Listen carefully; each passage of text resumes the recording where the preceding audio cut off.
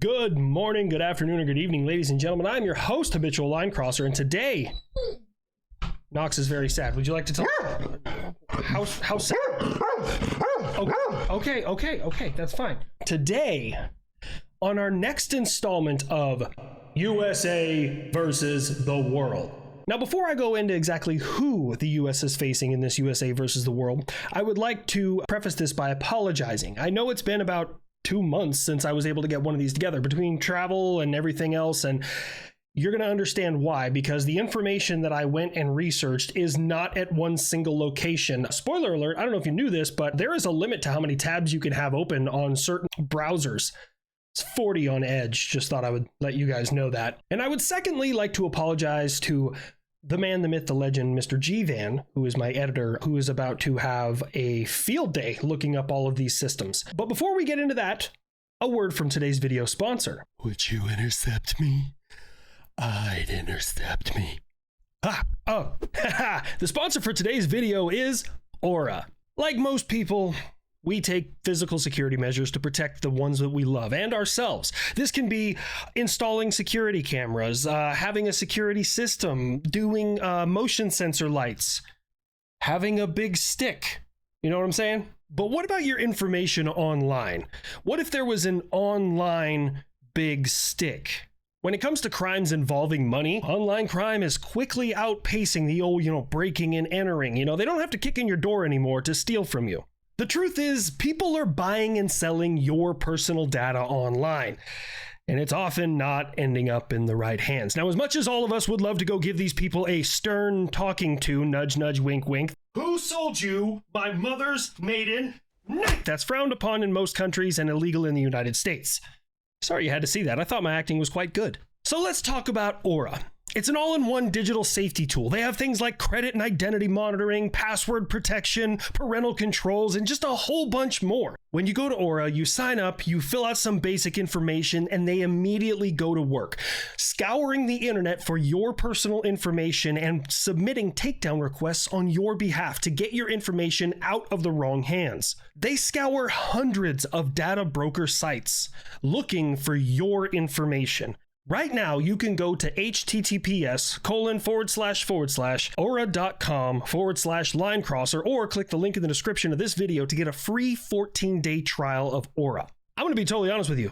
I trust Aura to be my digital big stick. You know what I'm saying? So just like warfare, criminals change.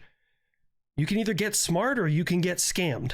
So if the security of you and your family's personal data is important to you, go to https://aura.com/linecrosser or click the link in the description of this video to get a free 14-day trial and let Aura fight for you.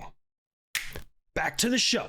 Today, it is USA versus NATO.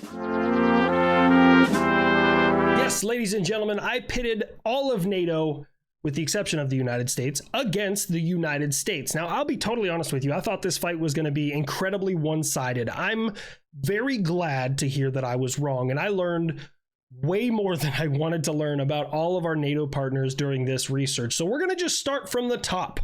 The numbers of personnel, we're going to go straight down the line. I included every single country in here that is in NATO.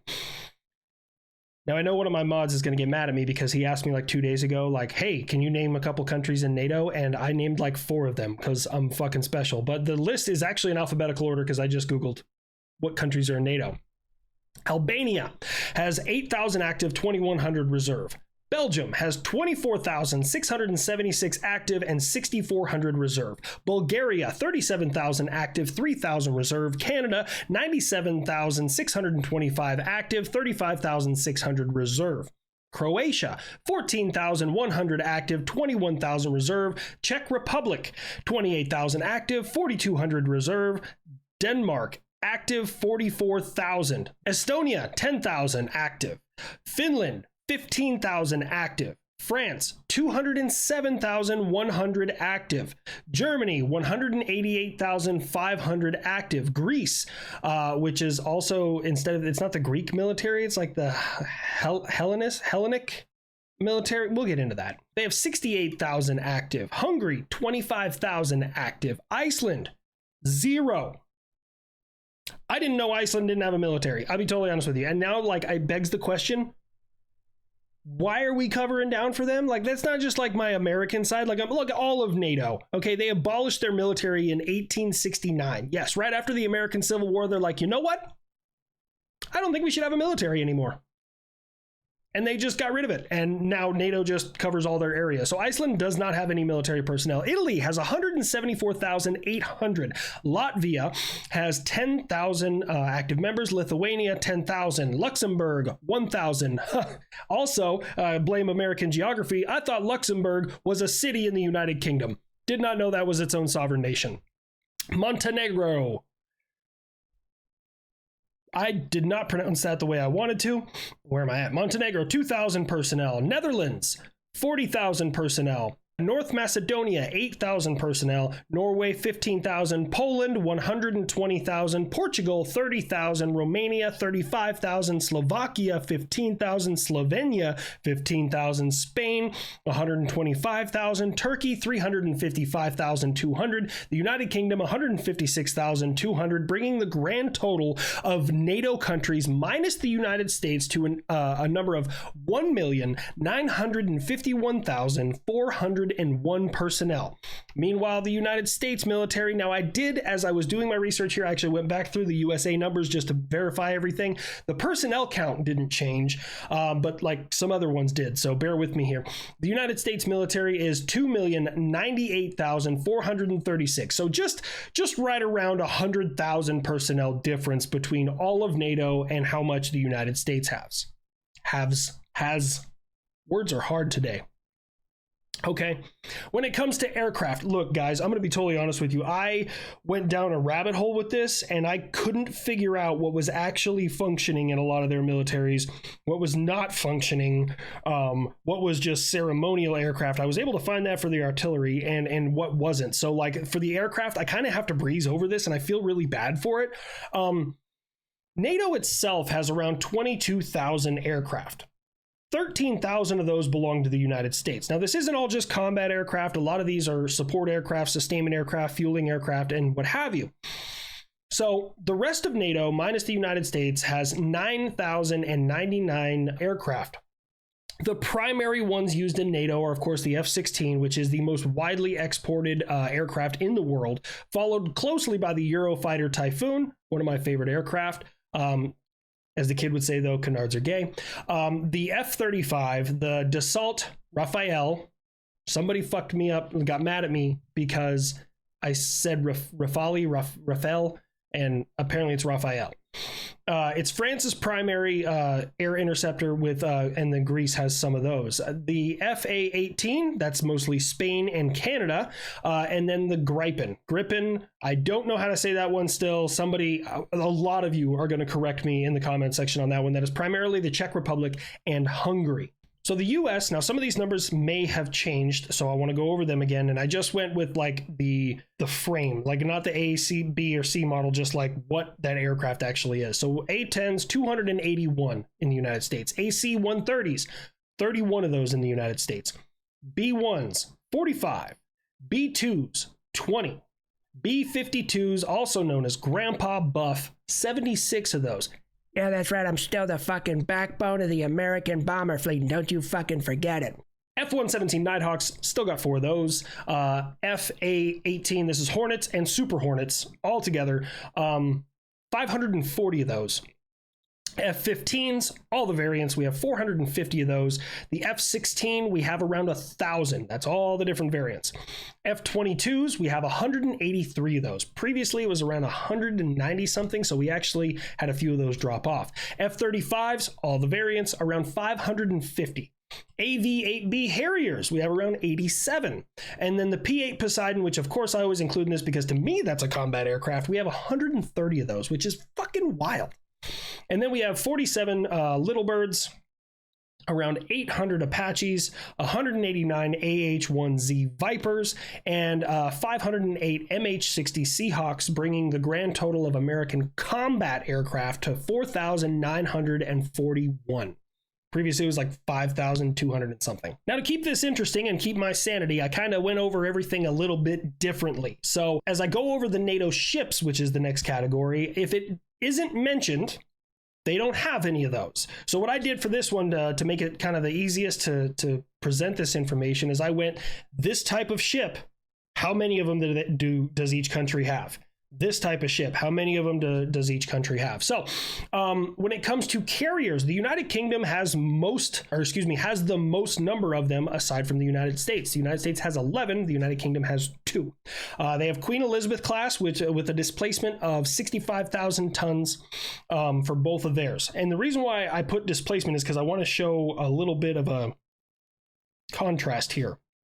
France has 1, the Charles de Gaulle, with a displacement of 42,500 tons. The interesting thing about the Charles de Gaulle is it is the only cattle bar, electromagnetic catapult, nuclear powered carrier outside of the United States. They're the only ones who have that. Italy has 2, but one of them is technically an LHD, so I still count it as 1, but I'm going to give them 2. The displacement is 38,000 tons, and then the Cavour class is the smaller one, the LHD, which is around 30,000 tons. Again, kind of a smaller carrier, but they do have 1 real carrier and 1 LHD. Spain has 1, it is the Juan Carlos, and it is 27,000 tons of displacement. Meanwhile, the United States, our Nimitz class and our Gerald Ford class are both roughly about the same displacement, right around 100,000 tons of displacement. So the biggest one closest to that is the United Kingdom with the Queen Elizabeth class, which is 65,000 tons. Moving on to destroyers. Believe it or not, our allies don't have a lot of fucking destroyers. Like, I thought that was their primary focus. No, everyone really focused on frigates, and the United States didn't. It's kind of a really strange comparison between naval focus. When it comes to destroyers, France coming in clutch with 11 of those. Italy has 3 of them, and the United Kingdom has 6 of them. Okay, when it comes to frigates, now the United States, we got rid of our old frigates and we were like, oh, we don't need those. We got destroyers. Well, they have a very important role in any naval fleet, so we started building as many of them as fast as we possibly could. This encompasses all types of frigates. This is anti-air, anti-sub, surface warfare, just frigate in general. If it's a frigate type vessel, this is the count, okay? Belgium has 2 of them. Bulgaria has 4 of them. Canada has 12 of them. Denmark has 9 of them. France has 11 of them. Germany has 11 of them. Greece has 17 of them. Italy has 10 of them. Netherlands has 6 of them. Norway has 4 of them. Poland has 2 of them. Portugal has 5 of them. Romania has 3 of them. Spain has 11 of them. Some actually with Aegis, which is kind of crazy. Turkey has 17 of them, and the United Kingdom has 8 of them. Those are frigates in NATO, aside from the United States. Okay, when it comes to corvettes, Bulgaria, 2 of them. Germany, 5 of them. Poland, 2 of them. Portugal, 2 of them. Romania, 7. Sweden, 7. And Turkey has 10 of them. 10 corvettes. Those are the total number of corvettes with the members of NATO. If they weren't mentioned, they don't have one. Attack subs, Canada has 4, the Victoria class. France has 5. Germany has 6. They're all type 212s, 212s, whatever you want to call that. Greece has 10 attack subs. Netherlands has 3, soon to be replaced by the Orca class. They're kind of old and they're phasing them out. Norway has 6 of them. Poland has 1. Portugal has 2. Romania has 1, but it's not operational at this time. That was the last I was reading up on it. Spain has 2. Sweden has 5, but only 4 of them are in service. I still kept the number at 5. Turkey has 13, and the UK has 5, and they're all Astute class submarines. Those are all attack submarines. Now, the reason I wanted to differentiate is because most countries have attack submarines, and then they have missile submarines, cruise missiles, ballistic missiles, things like that. So I broke them up like that. But turns out the only 2 countries in NATO that actually have missile submarines is the French and the United Kingdom. And all the United Kingdoms are the Vanguard class. Those are the ones that they're like a floating apocalypse, like the American Ohio class. They're all start with a V. The Vanguard, the Vigilance, the Victorious, and the Vengeance.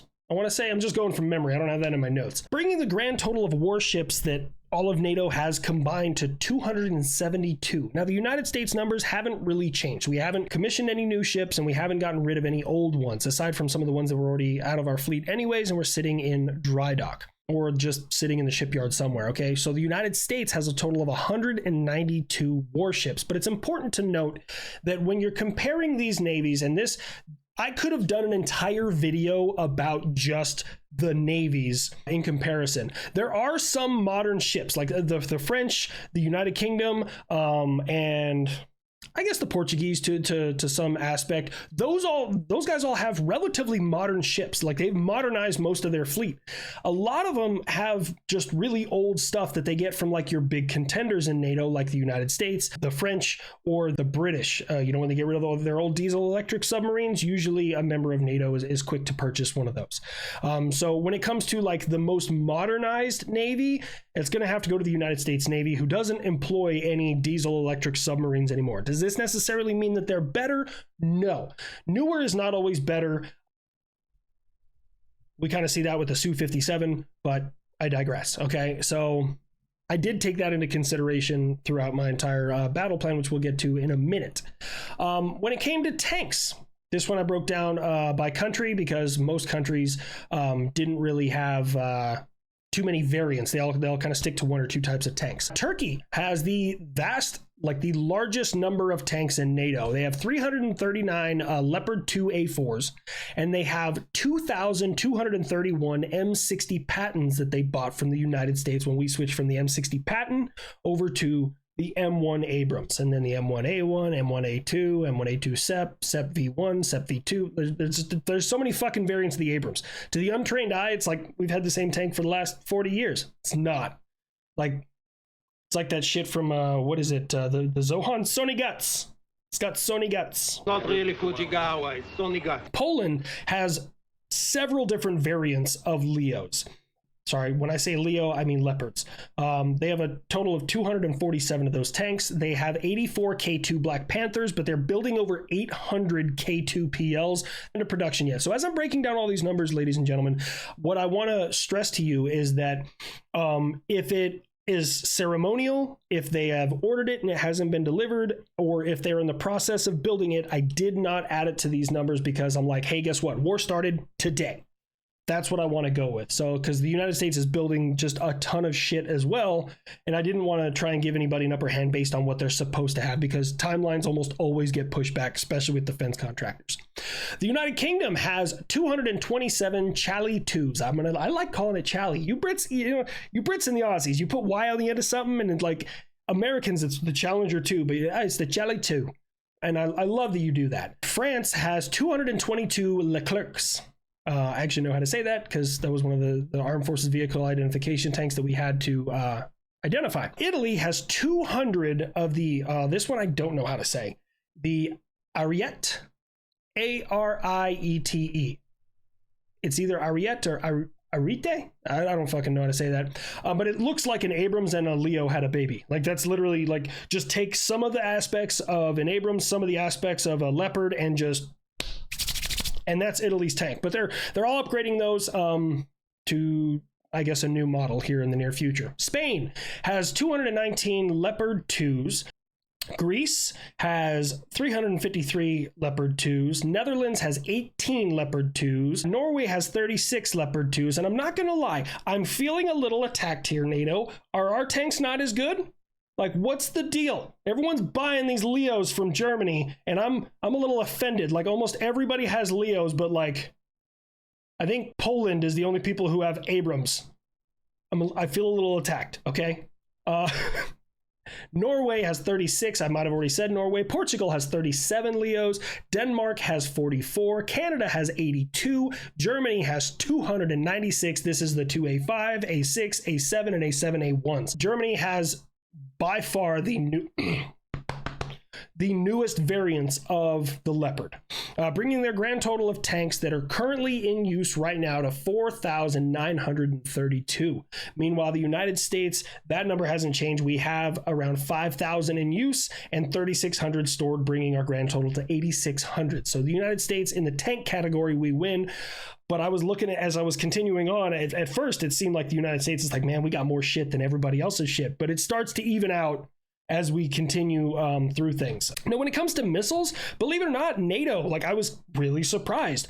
We don't really like bet on ballistic missiles in the same way aggressor nations do, like China, Russia, Iran. Like, they all like, I have a missile launcher and like that's the greatest thing. In the United States and our allies, we don't really do that. All of our stuff comes off of a platform.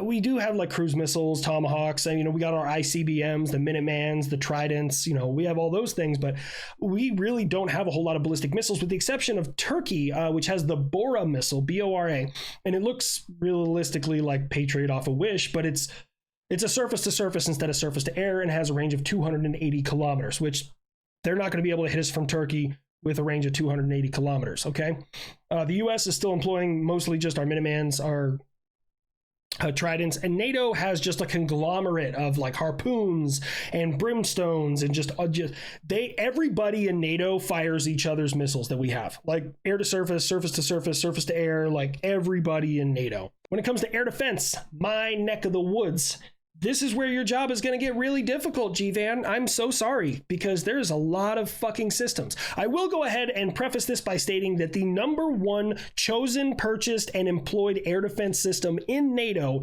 is US Patriot. Around 14 countries in NATO are all purchasers. 14 countries in total have all purchased the Patriot system, but not all of them are members of NATO, like the United Arab Emirates, Saudi Arabia, Kuwait, and so on and so forth. But it's a good system, it's an effective system, and it does what it's supposed to do. Albania, they have 37 VADs, that is the Vulcan Air Defense System. They have an unknown number of ZU-23-2s, which is the AA gun that you see in like every Battlefield game. The Taliban have those. Like when the Soviet Union collapsed, everybody bought them things. And then they have 336 ZPU Type 56s. Okay, Canada, what I started doing as I was getting through this is everyone has their own versions of MANPADS, which is man portable air defense systems. So I just said various MANPADS if they had a whole bunch of them. I didn't want to go into that too much. I was talking more like the systems that you would realistically use for like area defense and things like that, because that's ultimately what we're looking at here. They have the RBS-70, an unknown number of those, but that's all Canada has is MANPADS. They've ordered Patriot, hasn't gotten there yet. Patriot orders are years behind right now. The Czech Republic has 2 of the 2K12 Cubs. They have 3 Spider LR, which is kind of a cool name for an air defense system, 32 of the RBS-70. Estonia has 98 of the ZU-23-2s.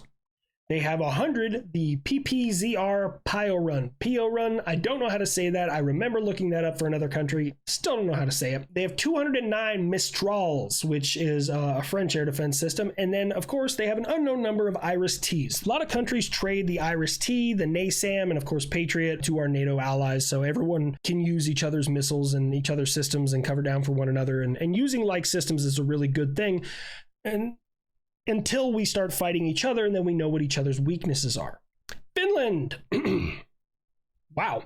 They got 350 Stingers. That's, I think, the only MANPAD that they have. 20 Crotale NG. They have 8 batteries, which is 24 launchers of NASAMs. And then they have an unknown number of David's Sling. I was actually kind of surprised the number of countries that have been purchasing Israeli air defense systems. And it's not because I think that they're bad systems. It's just I didn't know Israel was selling them to other countries. So kind of an interesting thing there. France has the Mistral. They got 196 of those.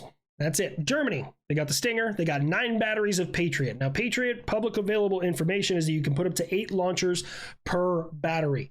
They don't have that many. It's usually most countries employ 4 to 6. They have 67 Ozelot, Ozelot. Yep. They have 6 Iris-Ts, and then they have 3 Arrow 3s that they bought from their friends over in Israel. Getting to Greece, they have 6 Patriot batteries. They have 4 S-300s. They have 25 Tor M1s. They have 9 Crotale. Don't know how to say that word. They got 42 Hawk Tour. I'm sorry, Hawk. I can't pass the opportunity. When you bring up Hawk, it's a fading away system. It's an old legacy system for the United States. These jokes are not going to be there forever, so I have to go for it. They got 42 of those. That's launchers. They have 39 9K33 OSAs, which is an ugly fucking piece of equipment. 631 Stingers. That's all they got for the MANPADS. Hungary has 45 Mistrals. Yep. 7 NASAM batteries, 16 2K12 Cubs. Italy, 5 batteries of SAM-P/T. I don't know how to say that. Some people say SAM-PT or SAMP-T. I've heard it a couple of different ways. They have 24 Sky Guards. It's similar to the AIM-7 Sparrow missile, and it's just a proprietary like launcher and setup that they have for it. And they got 145 Stingers. Stinger's a good missile, especially when you're deployed against close air support systems. Latvia, it's only man-pads. They have a whole bunch of different man-pads. Lithuania, they got 2 batteries of NASAMs and a whole bunch of different man-pads. Netherlands has 2 batteries of NASAMs, 4 Patriot batteries, and various man-pad systems. North Macedonia, they have 8 9K32 Sela 10s. I don't even know if I'm saying that right, but we're getting there. Just come up with a cool name, guys. I'm so tired of these alpha designators. 10 9K38 Iglas. Norway, they actually got this really cool one. They had one of them. They're building more, and it was they worked with the United States and I think the United Kingdom, and they built something called the ground-based air defense system. And it's literally a Humvee that fires NASAMs, which is pretty cool. I don't know how effective it is. I mean, we used the Avenger for a long time. We still have a bunch of those in our inventory. Kind of curious. They have one of those though. They have 6 Nomads, which is the National Maneuver Air Defense System. Now moving on to Poland.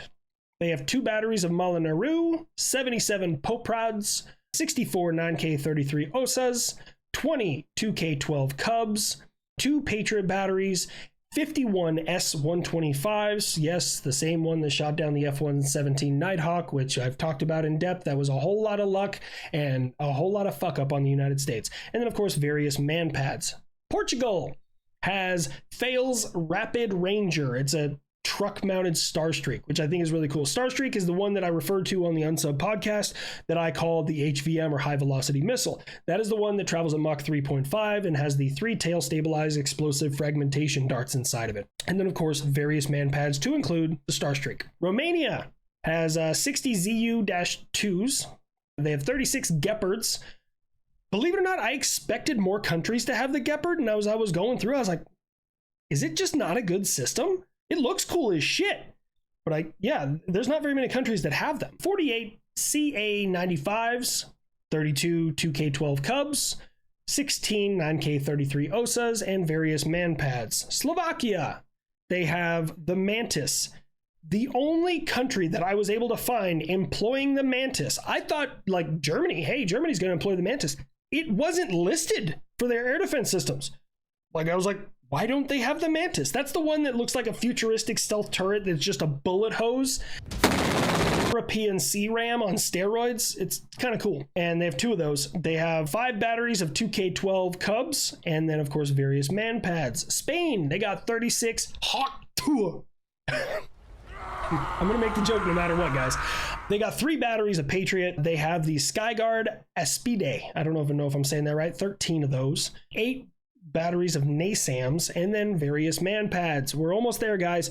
The Swedish have 4 Patriot batteries.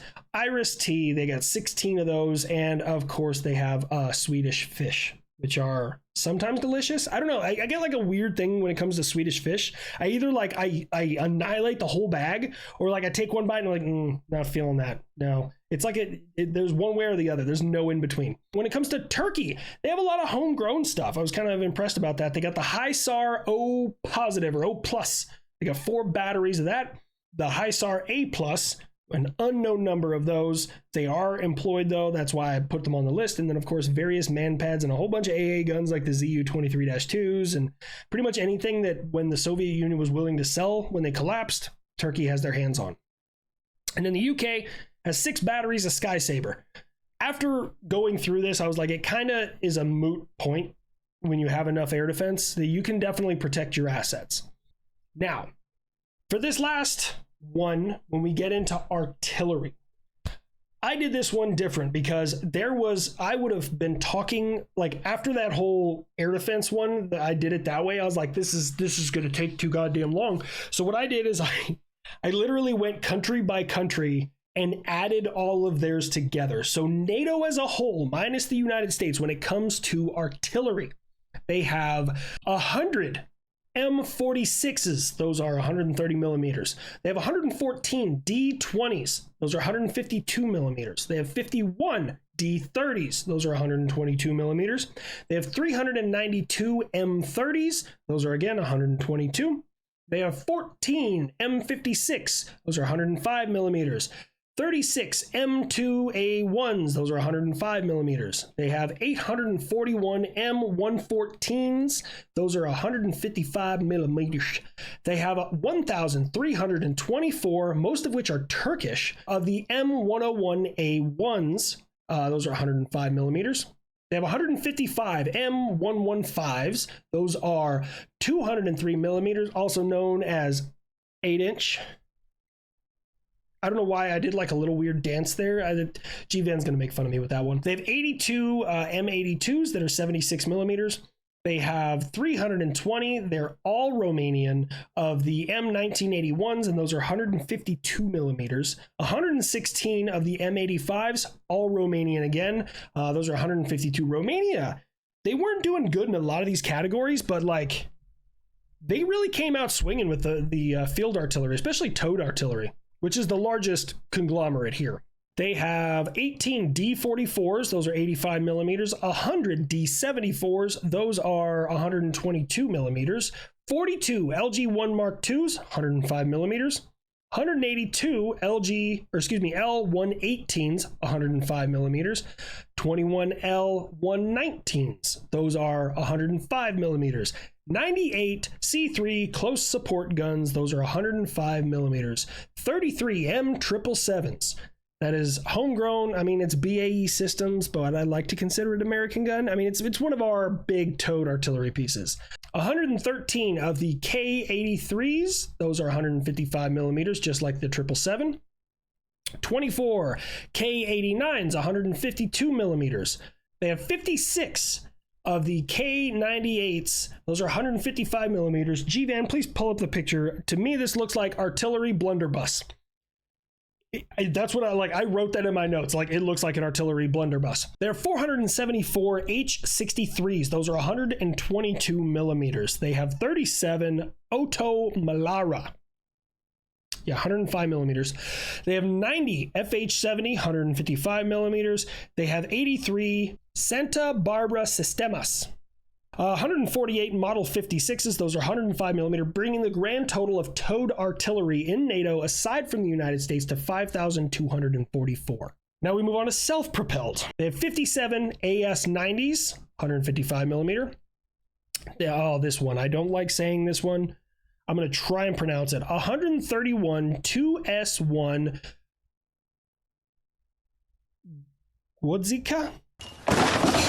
Because isn't V pronounced like a W in that language, and then W pronounced like a V, so it wouldn't be Gwozdika. It would be Gwozdika. We're going with that. 122 millimeters. 126. Oh, fuck. I remember reading this one, and I really should have. God, I don't know if I'm ever going to do United States versus Germany, just because y'all shit is so incredibly difficult to pronounce. Okay, it is the Panzerhaubitze. I recognize the word Panzer. Panzerhaubitze. That feels right. I don't even know if that's right. 2,000, and they have 126 of those. They're 155 millimeters. And then you have 164 Spug Danas, which is the SPGH, which is a self-propelled gun howitzer or something like that. 35 of the Spug Zuzana, 155 millimeters. 138 Caesars, which is 155 millimeters. 19 Atmos 2000, 155 millimeters. 286 K9s. Those came from South Korea. Now, when you go through each country, for some reason, when they buy a K9, they change the name of it completely. So, like, I had to go, okay, well, where was this gun made at? Who made it? And it's like, it's a variant of the K9. It's like, why don't they just fucking call it that? So that one I had to, like, dig to figure out. They have 302 of the T-155 Flirtina, which is they're Turkish built, which is why I left them off on their own, the Turkish built K9s from South Korea. They have 152 crabs, I don't know what you want to call it. They have 586 M109 Paladins. This is the A1s, A2s, the fucking A6s. There's a whole bunch of different variants, but they're all M109s. They're American. 364 M110 A2s. Those are 8-inch. 203 millimeters again. They have 32 of the AMX 30. Now, looking at this thing, this is the Matthew Perry of fucking self-propelled artillery. It's just its head. It doesn't look like the head fits the rest of it. What's the matter with my head? It's strange. Am I the only one that thinks it's fucking strange? Anyways, 40 of the Archer artillery system. Those are the ones that are over in Ukraine right now. I actually think they're really fucking cool, but also I feel like they have more things that could go wrong because of the number of moving parts. My own personal opinion, 365 of the M52s and 150 of the M44s. So total self-propelled is 3,126 pieces of self-propelled artillery. Now, rocket artillery. I'm not going to do millimeters for these because they all have variants. 270 of the Type 63. 165 of the BM-21 Grads. Different variants. Some of them have different chassis underneath them, but they're all the same, like, firing systems. 12 of the M92 Vulcan, not to be confused with the Vulcan Air Defense System. This is a completely standalone system. It's just also called the Vulcans. 30 of the APR 40s. 10 of the Elbit Systems Pulls. Yep. 80 HIMARS. I was like, oh, they don't have that many HIMARS. Oh, I was fucking wrong. They all bought the M270 MLRS, which is the HIMARS older brother, which is a HIMARS on tracks with 2 pods instead of 1. There's 172 M270 MLRSs that are in NATO that are not American, which is more than we have. They have 29 M94 Playmen, I don't know how to say that, 72 K239 Chunmus. I like saying that word, Chunmu. I also like this next one, 75 WR40 Langustas, which to me, that's Spanish or Italian. I was wrong. It's not from either of those countries. Can't remember where it's from. We're still just trying to move on. 54 Larams, 130 T-122s. If it starts with a T and it's not Russian, most of the time it's Turkish, so that one's easy to pick out. And then 54 TRG-300 Kasirgas, bringing their grand total of rocket artillery to 1,358, with a total artillery, self-propelled, towed, and rocket to 9,728. Compare that to the United States, which has 2,190. Yeah, we're fucking outgunned there. I'm going to be totally honest with you. Like, even shit artillery gets lucky, and right now the rest of NATO possesses enough that they could eliminate like an entire area's worth of people to zero, which we will talk about now that we're on the war plan. Now, when I was working on the war plan, I'm going to be totally honest with you. Bottom line up front, I don't see America winning. I'm going to be totally honest with you there, right? That's bottom line up front. Because while we do excel in certain aspects, we don't excel in enough of them that we could potentially eliminate enough of NATO to make a significant difference. To just put it in perspective, right? So America has around 300 million people that live here, right? It's like 360 million, right? NATO, aside from the United States, has over 600 million people that they can conscript, train, arm, what have you. The benefit that the United States has is our Navy is more modern and a bit of a powerhouse than everybody else. And the United States Navy is our power projection center of the world. We power project through our naval and air forces, which is why we have so many of them compared to everybody else in NATO. Now, the drawback for the United States is we have not structurally prepared for an attack here on the homeland, because we have always taken the fight to the enemy's door. Now, I know there's going to be some guys in the comment section and let them NATO people try and come around here and I'll pop them in the head. And look, I'm going to be totally honest with you. War is the worst thing you could ever fucking imagine. Your internet is gone. Your electricity's gone. Your clean water is gone. Your house is gone. Your family is gone. Like there's so much about war that isn't just people shooting at each other.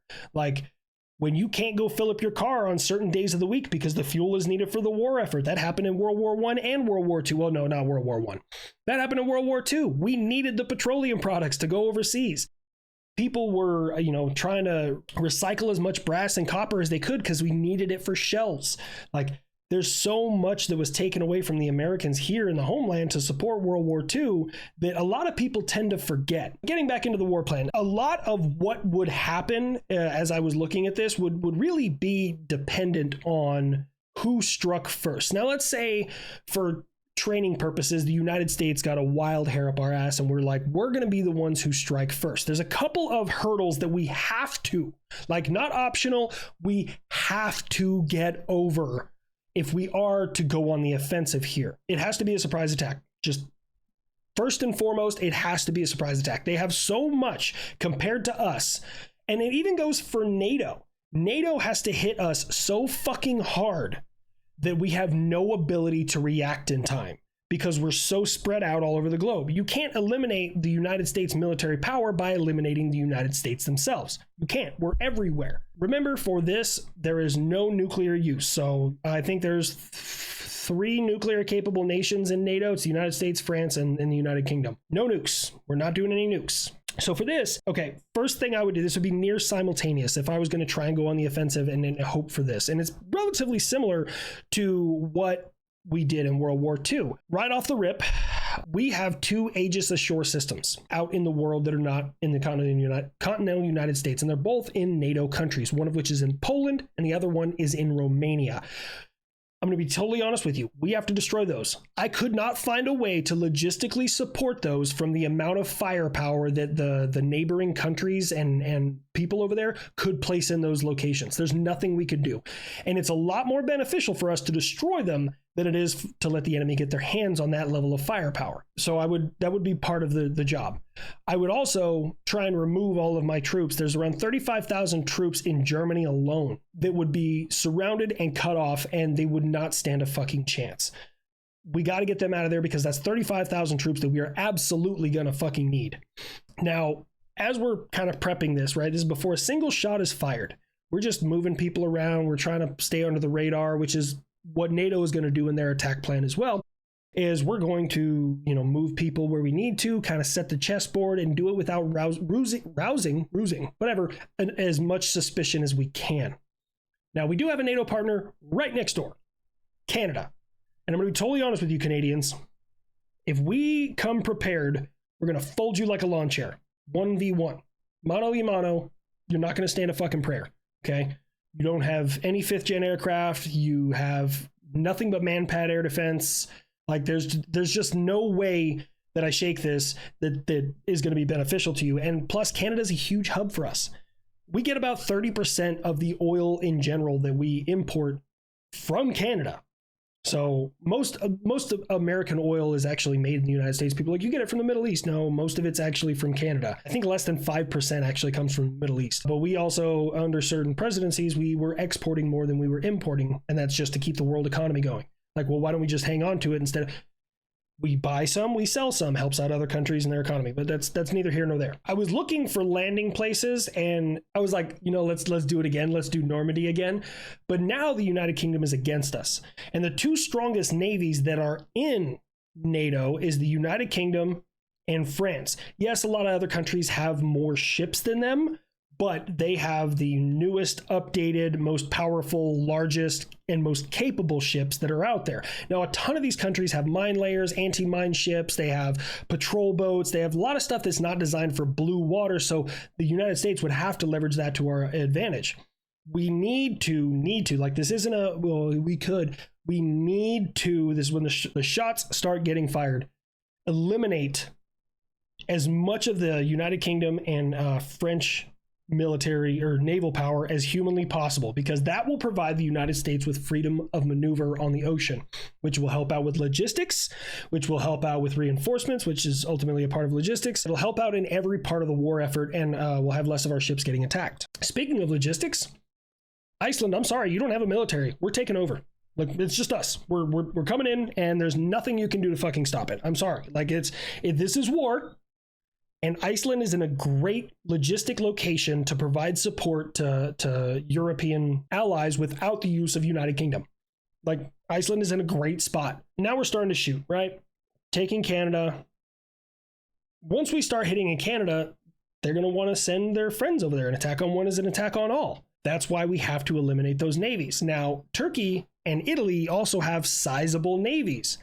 But Turkey and Italy have no way of getting out into the Atlantic Ocean without the use of the Mediterranean, which means that I would encourage our Navy to blockade the Strait of Gibraltar and stop them from getting out into that open ocean. You know, there's a small area that they have to pass through before they can get out to the Atlantic Ocean. In the Atlantic, they could disappear. If we keep them held in the Mediterranean, more like shooting fish in a barrel, but that's only if our naval forces can hold that area. Because keep in mind, we're also trying to amphibiously land, trying to support ground operations, trying to provide logistics support, and trying to eliminate enemy naval capability. Like, we are stretched so thin in this fight. Now, I was looking as well, because in the north, our allies up there also have pretty decent navy, especially subs. So we have to keep the Baltics kind of cut off as well. So we're stretching ourselves even thinner. So what I would be looking at is, because I was looking at decent landing areas, and Portugal seems like a pretty safe landing area. And there's a place called Praia do Malaho. I don't know if I'm saying that right. I don't speak Portuguese, I'm sorry. Looks like a pretty decent landing spot. I was looking at the area and the terrain. There's not a lot going on there. It looks like a pretty solid beach. We could set up a beachhead and then kind of push in from Portugal, fighting, cutting off Spain and then moving up. So let's say we achieve that, which is low possibility in general. Where are we going to be able to land up north? Because you can't do this from a single location. They'll mass forces and push you out quick, fast, and in a hurry. So what I decided is, as I was looking up into the north, and we're gonna just go off on a limb, for me, seizing the United Kingdom doesn't provide a strategic advantage aside from logistic support. Achieving a beachhead after eliminating the British naval forces logistically makes more sense to me. So I looked up, and up there you have the Scandinavian mountains. Those would stop us. Like, to me, it makes no sense to land on that Atlantic side, because you got to traverse the mountains, and I'm not going through those. That's going to suck. But it also provides a bit of cover from them going through those mountains, except in small teams. Okay, so what I would propose is, I was looking at Denmark, and the entire west coast of Denmark looks landable. I didn't see one area from Google Maps. Of course, I've never been to Denmark, but from Google Maps, I looked, and every western, like the whole western edge of Denmark looks landable. And I was like, that makes a perfect sense to me. It's a strategic advantage. We can use our short-range field artillery, rockets, missiles, and our Navy for support to cut off the Baltics, if we have that number of personnel and support that's in there. The downside is Denmark is almost entirely that one peninsula, and the peninsula is only 100 miles wide, which means that if they eliminate our forces down in Portugal, they're going to flex north, and now we're at a choke point, and it's going to be a scramble to try and get our people out of there, because if they go on the offensive, now we have to go on the defensive, and we have to get our forces back stateside.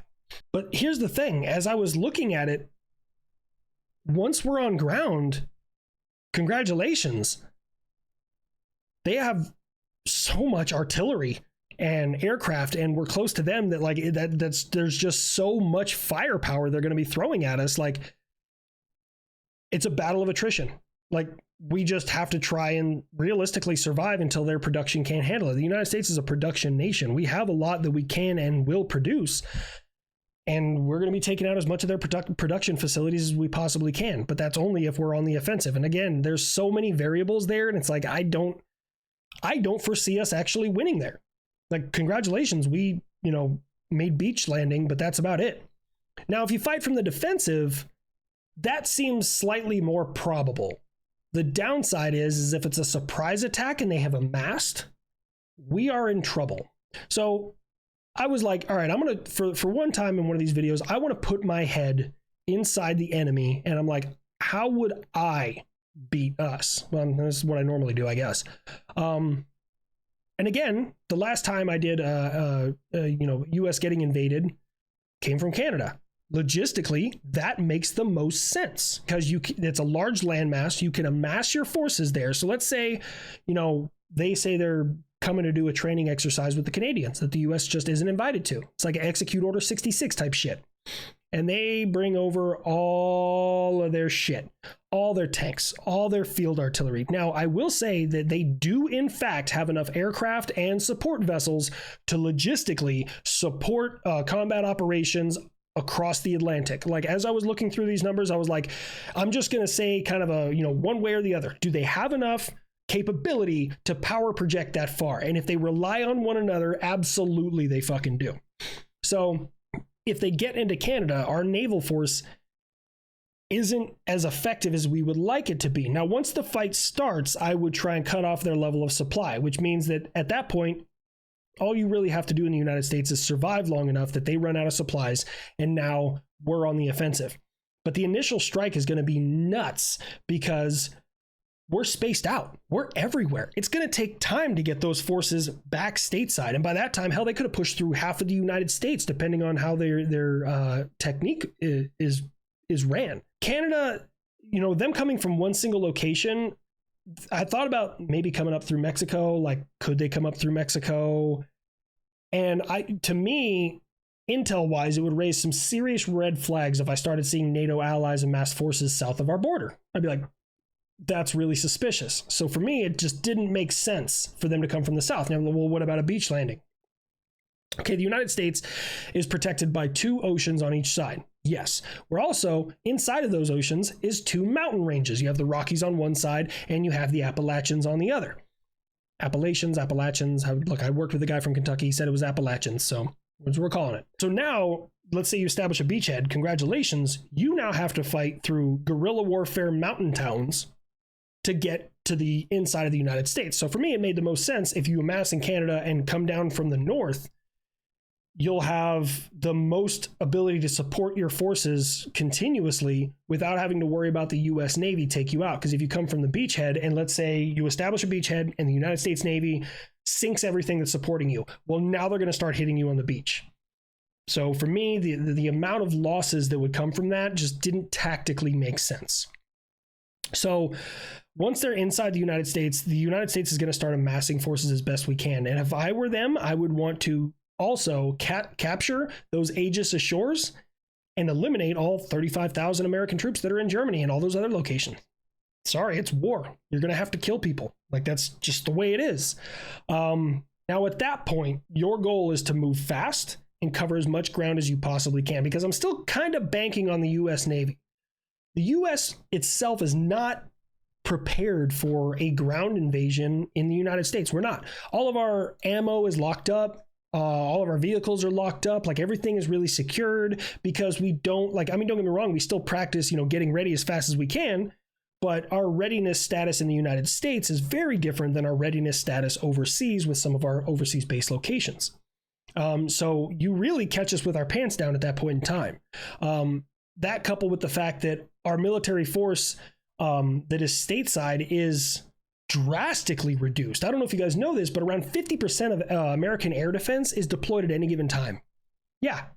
So for all you fucking generals out there who want to put us on a draw and every time we set up a new base somewhere, let's just put Patriot there. We're not an infinite resource, fuckers. We're tired. Shit. Everybody else stopped deploying when the global war on terror ended. Air defense didn't. Fuck. Anyways, 25 years of just spending every fucking year overseas. Getting back to what I was at. So we have all those forces deployed. Now we have to get those back stateside if they haven't been eliminated. But we also want to try and support our forces overseas who may or may not be alive at that point in time. They're hitting us circumstantially in the weakest area, which is the continental United States. Now, of course, everyone's gonna be like, well, what about our nukes? But we're not talking nukes. And we do have GMD, which is ground-based mid-course defense, which is America's continental United States air defense for intercontinental ballistic missiles. But the thing is, we use a layered air defense because we find it works better. GMD shoots way up here. THAAD and Aegis kind of overlap in here, Patriots down here, and then you got short-range air defense down here. So if it's below the GMD engagement altitude, you're probably not going to be able to hit it. Now, all of these things overlap and intertwine, but we don't have a solid setup air defense. People are like, well, why don't we have that in the United States? We don't have the systems, personnel, equipment. Like, we can't.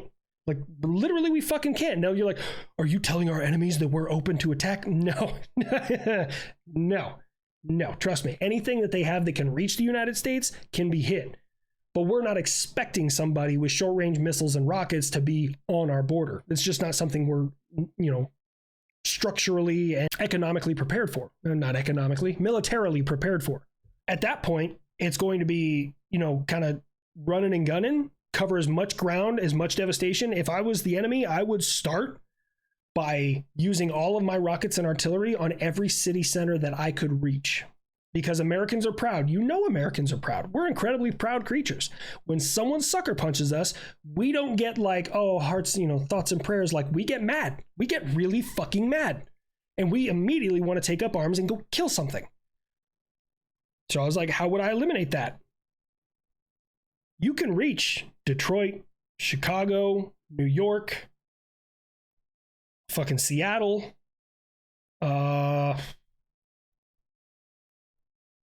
maybe Denver, ? With short to medium range artillery and rockets.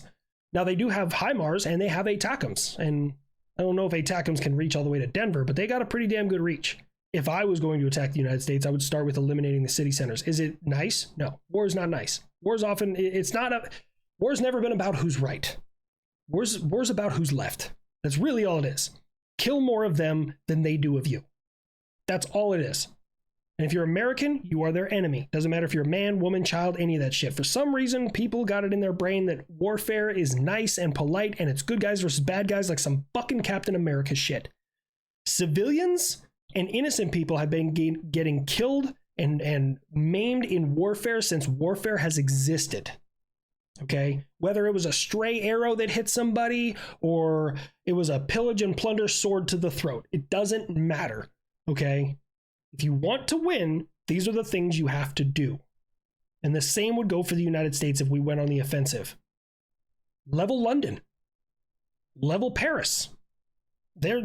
All their cities are really tightly packed together.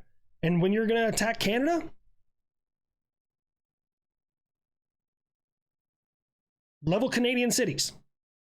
Toronto, fucking Windsor, Ontario. Well, Windsor and Ontario, I think, are like next to each other. But yeah, we're going to have to do the same thing. So I'll be totally honest with you. Even on the offensive and on the defensive, I really don't foresee the United States beating NATO. I looked at everything. Yes, we have more air power. Yes, we have more modern ships. Yes, I get that. I totally fucking understand that. We don't have the amassed numbers to deal with that kind of fight right this second. We don't. We are not prepared for it. So if we did prepare for it,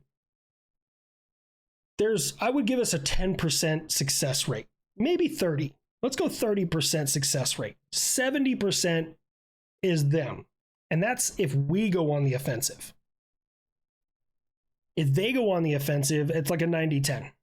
They have like a 90% success rate. I'm going to be totally honest with you. Just the sheer amount of firepower, personnel, equipment, logistics, and support that NATO combined can do. There's not one single member of NATO that can beat the United States. It just doesn't happen. But NATO can combined. I genuinely believe that they could beat the United States. I genuinely think so. Which is part of the reason, and it's not a negative thing. There's going to be some people in here who don't fully understand this, and they think that like, oh yeah, we're putting you in your place, we're NATO. No, I think that's a testament to the power of NATO. And with the United States, quite literally, nothing can stop us. And that's why the world is scared of NATO. But people are also realizing they're more scared of other things. I laugh when people like Russia invaded Ukraine to stop NATO expansion. Well, cool. Finland and Sweden just joined NATO. How'd that work out for them? Fuck, man. You invade somebody so that they don't join the other team, and in turn, everyone around you joins that other team. That's fucking wild, man. But I digress. I hope that was a decent breakdown. I'm sorry this video was so incredibly long. I didn't want to well, they're coming from this way, and I would have set up here. Like, this video would be 5 hours long, but I gave you the lowdown and dirty. Nobody anywhere has compiled this data about NATO. I am going to fucking save this document forever and reference it. I hope that worked out good for you guys. I hope you understand where I'm coming from, and I hope it was a decent understanding of military capability and how this could potentially go down. So without further ado, ladies and gentlemen, thank you for coming. If you would like to support the channel, please go to habituallinecrosser.com. Get yourself some merch. Also, you can check it out over on Pepperbox with no ads and a lot of my uncensored and uncut content over there, along with some additional, like, couple minutes on the end of my regular videos, as well as now 1, 2, and 3 exclusive shows. Number 1 being HLC State of Mind, number 2 being Kind of Consensual, and now number 3 being Habitually Fat, where the fat electrician and I go around to museums all over the United States and we show you guys what we found there and talk about it. So as always, do not give in to the 22 a day. Every single one of you are amazing, and I will see you guys next time. Peace.